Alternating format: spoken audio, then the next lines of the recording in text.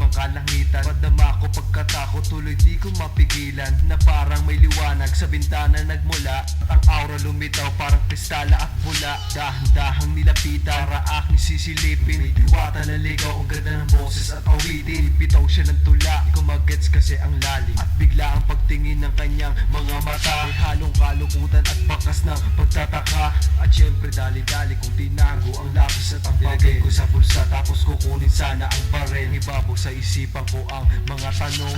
Bumaba ako sa bintana para lang aking lapitan. Naliwala akong pagkatakot, tatak at di mapigilan. Kasi ang ganda-ganda niya, colorful pa ang suot. Inabot ko ang kamay ko kasabay ng pagngiti.